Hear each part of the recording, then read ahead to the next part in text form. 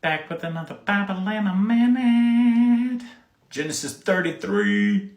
To appreciate this chapter, you have to realize all of the tension that has been building in the life of Jacob.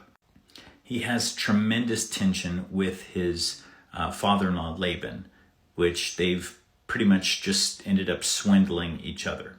He's got tension building between his wives and the two servants of his wives that have generated 11 kids for him at this point, 10 sons plus his daughter Dinah. The tension of having to go home, leaving everything he has or taking everything he has, all the people that are with him, and going home, a place he hasn't been for at least 20 years.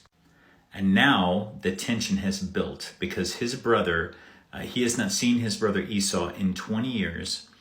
And now he is about to come face to face with them. And Esau is not coming alone. Esau is coming with 400 men with him.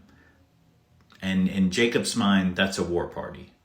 So all Jacob has is a promise from God.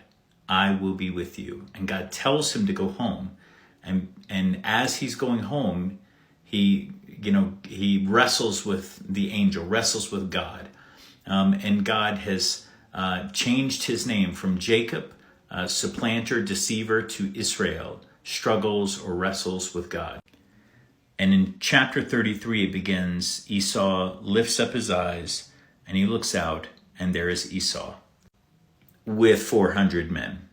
So when I used to read this story, I thought that Jacob was dividing up his family and then he was going to be dead last. Basically, hey, if Esau is coming with a war party, at least I'll get away alive. I'll see the conflict and I'll be able to get away. But he doesn't. He divides his family and he goes ahead of them and prostrates himself on the ground. He lays down on the ground in front of Esau's war party. And he bows down 7 times. So what does Esau do? Does Esau take out his sword?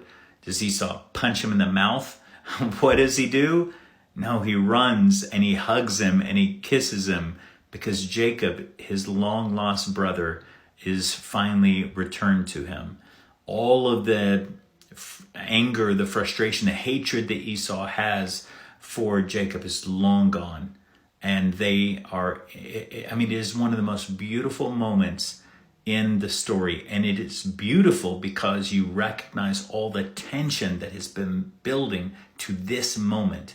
So Jacob tells Esau, please accept the gift that I've been trying to give you. And Esau's he's like, hey, I've got more than enough. And Jacob says, please accept the gift as my way of expressing generosity and love and kindness and asking for forgiveness, even though he doesn't ask for forgiveness, but it kind of seems like that's what he's trying to do.